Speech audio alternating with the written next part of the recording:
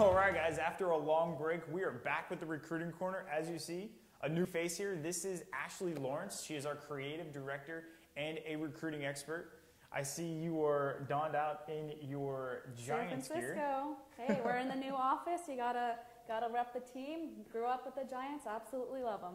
Yep, so we have season tickets to the Giants. Everyone's enjoying some games. Obviously, she's really excited. Guys, we are here in San Francisco coming to you from our brand new offices. Hopefully, you guys will enjoy everything that the new Athnet is able to bring to you. For myself, I am donned in my Miami Dolphins jersey. NFL draft was last night, first round. Rest of the rounds finishing out this weekend. For the first time in my life, thank you. The Miami Dolphins selected a quarterback in the first round. First time since Dan Marino, 1983. So yes, I am not that old. Don't date yourself at all there. We definitely have some news to bring to you guys. Also, we're going to learn a little bit about Miss Ashley here. So she's got some great tips for you as well as college recruiting. First up, we're going to jump into business of college sports. So we've talked about their blog. Elisa Jessup wrote an interesting blog about the #1 pick of the NFL draft, Andrew Luck, and basically what his playing for Stanford meant for Stanford athletics and Stanford overall, how much money he brought into that program. So what do you think? I mean, $15 million in donations have come in since he played for them. You know, that is an awful lot of money, and he obviously worked hard being the star quarterback, bringing them to, you know, tons of wins over his career at Stanford. You know, my experience and my opinion has been, you know, as an athlete, you sign up to be an ambassador for the school, and you do work hard, but you are a student athlete, and you are earning a free education. In Luck's case, he was earning a Stanford education for free, and, you know, as much as he's bringing in, you know, to Stanford and the donations and the ticket sales, everything that he's been able to contribute to there, I'm still not agreeing with, you know, the idea that athletes should get a cut and get a, you know, an extra paycheck or whatever else. I think that just needs to stay out of that. You know, it's a tough side, and I really do see both sides. $15 million in donations alone. Again, not counting ticket sales, not counting concessions, not counting any merchandise. $15 million. They've probably made hundreds of millions beyond that. It's hard to say he doesn't deserve a cut. And for you athletes out there, maybe you would be in this position someday, maybe you're never going to be, but it's a huge controversy surrounding college sports. And it's one of those situations where there is no right or wrong. You are receiving a free education. He did get a Stanford education, which is worth its weight in gold. But at the same time, that's a lot of money. Yes, it is. But, you know, that degree is going to carry him for the rest of his life, and obviously past the NFL experience, however long that may be. So I definitely agree. Good for him, though. I grew up near Palo Alto, so he's a local hero around here. So it's good. Going next into the Coach Thurman's blog, we had a couple of great questions come in. The first one was a student athlete recently played in a golf tournament, didn't do as well as he had planned or had hoped. Should he still tell the results to the college coach? You know, I really like what Coach Thurman did with this, and as we've told you in the past, Coach Thurman is a great outlet to answer your questions, but so are we. Coach Thurman's advice was this. You know, you're building a relationship with a coach when you're contacting them, and coaches understand that you have a bad day. It's okay to let them know that sometimes things just don't work out in your favor, and it actually shows the human side of your recruiting. Because too often, coaches only hear from athletes when #1 athletes want something, or #2 athletes are trying to tell them how great they are. And for a coach to hear that you are human and you do make mistakes, and you're admitting those mistakes and maybe trying to fix those mistakes, it's actually a really good thing. So I am all for an athlete admitting to a coach that maybe they didn't have the greatest game, or, you know, maybe they didn't get all the playing time in the world, or they didn't shoot the greatest score. I think it was great advice. And, you know, there's a good chance he'll find out anyway, so it's best to just kind of bring it up to him in the first place. Yeah, come directly from the source. Next up, another Coach Thurman question, because, again, some great stuff this week. Kid wrote in, how often should a recruit call or email a coach who they're talking to? That is obviously a great question. It depends on what Coach Thurman discussed was where you are in the recruiting process. So early on, you probably won't be talking to the coach as often. It'll be just a phone call here, an email there.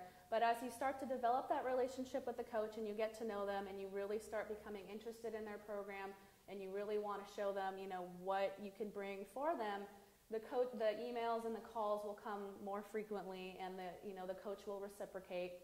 A good way to go is to ask the coach exactly, when's the best time to contact you, and how often can I do that? Definitely. And another question is, which way do you prefer your contact to be had as well? Some coaches only like to email in the very beginning, while some coaches are okay with phone calls. So you really have to feel them out. Guys, it's all about creating a relationship. And you can imagine, if you're in high school and you're into, relationships with boys, girls, whatever, in the beginning, you're probably not talking to that boy or girl as often as you are once you get into a relationship with them. So if you can think in terms of that, maybe in the beginning it's a little slow, but towards the end when you're in that relationship, you're probably talking 30 times a day. You may not talk to a coach that much, but you get the idea. Same idea. So next, we're turning our attention to you. So guys, Ashley was a former D1 athlete. She rode crew. No, I can't say that, but that's not nice, Josh.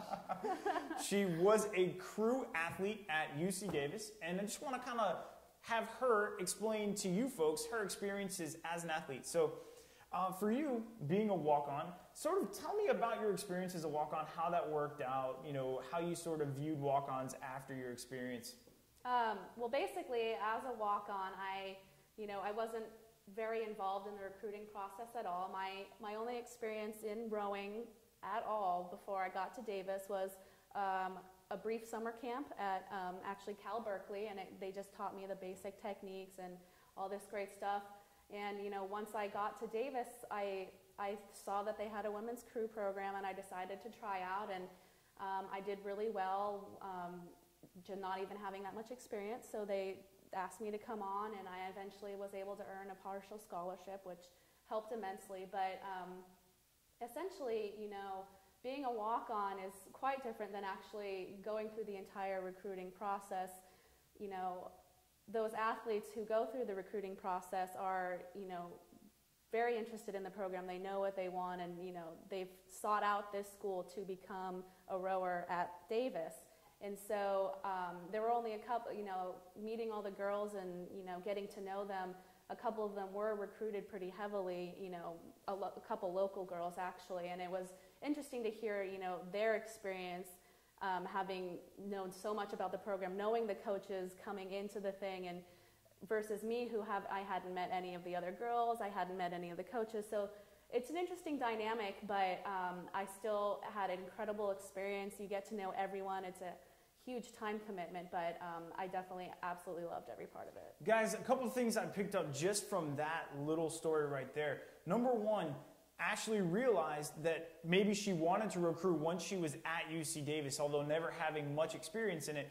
She found out that they were looking for crew athletes, so she actually sought that out. And as a walk-on, that's important. You have to figure out when tryouts are and all that. She tried out, and she got a partial scholarship. Now, eventually, you did get a full scholarship, correct? Yes. But in the beginning, partial scholarship, which means sometimes you will get a partial scholarship, other times you're paying for tuition on your own until you earn that scholarship opportunity. So just a couple of things there. Walk-ons are tough, but they are also great opportunities, and you ended up as a D1 athlete because of it. So, absolutely. Fantastic. So next up, you mentioned the workload was a little tough. Tell us about your balance between academics and then having to get up at 4 in the morning to row. Yeah, it's quite an adjustment, having never been up that early, probably ever, before going to Davis. Essentially, you really have to be organized with all of your schedules. You really fall into a routine, especially with crew, because you are up so early. You go to practice, you go to class, you have to take the time to schedule out, your assignments and what's due when tests are coming up. But another great thing that I learned at Davis was all the resources available to athletes. So there's study hall, there's free tutoring. You really have to take advantage of what the school will offer athletes in order to help you balance the school workload and the crew workload, or the whatever sport you're doing. It really, you need to take advantage of it, and that's just one of the ways that'll help you not get burnt out on everything. Fantastic. Do you have any other tips for any athletes that are watching that might either want to become a walk-on or just sitting there trying to figure out if they are going to be able to have the maturity to balance both work and sports? You know, you really never know. It was an adjustment, obviously coming from high school, never having that kind of sport commitment, time schedule before. You really just kind of have to give it a try and go for it. You know, I'm so glad that I went and tried out that one day. I made, you know, great friends, and we had a great time, and competition was fierce. It was a lot of hard work, but I don't regret any part of it. So I suggest, you know, if you're really, you know, on the fence about it, go and give it a try. There's nothing that will hurt you, and you'll learn something from it. Definitely don't want to play the what if game later in life. So if you want a shot, you got to take it. Appreciate it. Thank you. Glad to share. So last part, we have a Facebook question from Malcolm. He asked, the NCAA gave me his 10-digit ID number, but he hasn't been cleared. So can he use it? What's he supposed to do with it? So Malcolm, listen, here's the way the NCAA works. All right, millions of students every year are applying for NCAA ID numbers. Unfortunately, the NCAA doesn't do as much with those numbers as you might think automatically. What has been done with your number so far, it's been put into a computer system. The only way your information is ever going to be accessed is if you're put on what's called an institutional request list. Now that request list is made by coaches once coaches have contacted you, or you've contacted a coach and that coach has asked for that NCAA ID number. Until that point, your stuff sits in a computer system and will never be accessed. Little fun fact, 80% of the student athletes that actually sign up for the NCAA Eligibility Center never have their information accessed by anybody because, again, it's only for Division I or II coaches. So until a coach requests your information, it will sit in that computer system. So it's just a couple things to know. Normally, our advice, don't get an NCAA ID number until you know that a D1 or a D2 coach wants your information. Absolutely. All right, guys. Thanks so much for tuning in. As you know how to get a hold of us on Twitter. You can ask us questions. You can subscribe to our YouTube channel. It's at JZimmy67, at AthNet, and a new one, at AshPLaw. Thanks so much. Thank you.